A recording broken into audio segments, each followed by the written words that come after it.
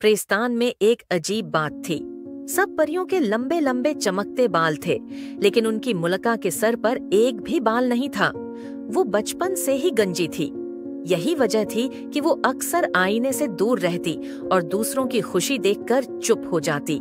इसी प्रेस्तान में एक सैलवन था, रंग बरंगे फूलों और रोशनी से भरा हुआ। वहाँ की सबसे मशहूर हेयर स्टाइलिस्ट परी का नाम नीलो था। नीलो के हाथों में जादू था। जब वो कंघी चलाती या कैंची से बाल संवारती तो परियों के बाल सितारों की तरह जगमगाने लगते। मलका अक्सर चुपके से देखती और सोचती, काश मेरे पास भी ऐसे खूबसूरत बाल होते। नीलो ने एक दिन मलका की आंखों की उदासी पढ़ ली। वो सोच में डूबी थी कि अचानक एक बूढ़ी परी आकर बोली, इंसानों की दुनिया में एक नायाब फूल है। अगर वो मलका के सर पर लग जाए तो बाल लगाएंगे, मगर वो फूल पाना आसान नहीं। ये सुनकर नीलो के दिल में हिम्मत की रोशनी जल उठी।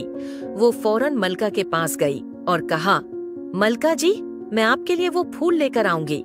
आपको उदास नहीं देख सकती। मलका ने नरमी से कहा, दुनिया का सफर आसान नहीं, तुम ये खतरा क्यों उठाओगी? नीलो मुस्कुराकर बोली, क्योंकि आप सिर्फ मेरी मलका नहीं, मेरा फख्र है।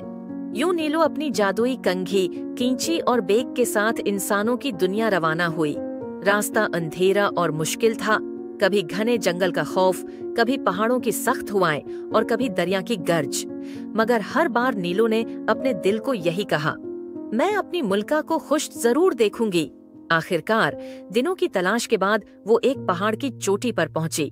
वहां एक बाग था, रोशनी से बना हुआ। बीच में वही नायाब फूल खुला था जिसकी खुशबू उम्मीद जैसी थी। नीलो ने फूल तोड़ा और खुशी से परे उड़ गई। जब वो वापस आई और फूल मलका के सर पर लगाया तो सब हैरान रह गए। आहिस्ता आहिस्ता नन्हे नर्म बाल निकले, फिर बढ़ते गए और देखते ही देखते मलका परी के सर पर रेशम जैसे लंबे और चमकते बाल लहराने लगे। पूरा प्रेस्तान खुशी से गूंज उठा। सब परियां बोले, ये सिर्फ हेयर स्टाइलिस्ट नहीं, हमारी हीरो है। मलका की आंखों में खुशी के आंसू थे। उसने नीलो को गले लगाकर कहा, तुमने मुझे सिर्फ बाल नहीं दिए, बल्कि एतिमाद और खुशी वापस लौटा दी है।